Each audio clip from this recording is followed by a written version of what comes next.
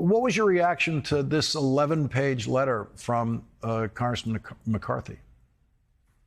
Well, it's first disappointment, and it's really an extraordinary circumstance when the leader of the Republicans in the House of Representatives really refuses to comply with a subpoena that he's obliged to comply with and retains a criminal defense lawyer. Why would he need that? And just refuses to tell the truth. We laid out in our letter to Mr. McCarthy what we wanted to talk to him about.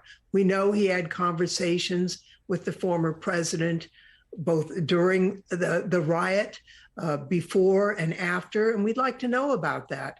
What is he hiding? Will you be getting information from others who either overheard his side of conversations with the president or obtained information about his phone calls in other ways? Well, some of that has been public, as you know.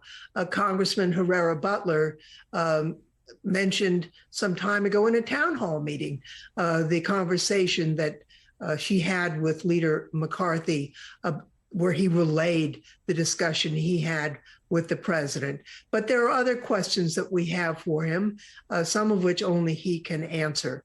So this is really not the right thing to do. He also asserted all kinds of ridiculous assertions about the committee itself. Those who have refused to testify have gone to court, and every court that's considered it has said it's just ridiculous and has knocked it down. You know, we have interviewed over 1,000 people, almost all of whom have come in voluntarily, some under subpoena. It's just a small subset of people who've refused to tell the truth, and it's really regrettable that Kevin McCarthy is in that small group. And you also are in a situation that no previous investigative committee has found itself in, other than the ethics committees investigating very specific, relatively micro ethics violations compared to what you're investigating here. And that is this attempt to subpoena members of the House, actual members. And so that's new territory for the House. Well, it is, but as you know, some retired Republican House members pointed out in their letter, the assault on the Capitol and the effort to overturn the election was also unprecedented. We have examples of officials who were asked to come into the Congress, including, for example, 9/11, where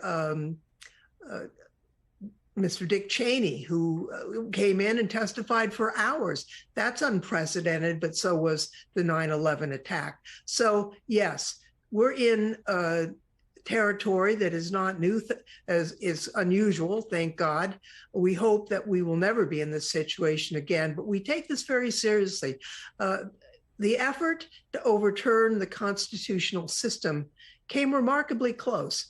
Thank goodness for the very brave police officers who were assaulted and harmed, brutally beaten. They kept the mob from entering, and really, it was a close call, much closer than people realize.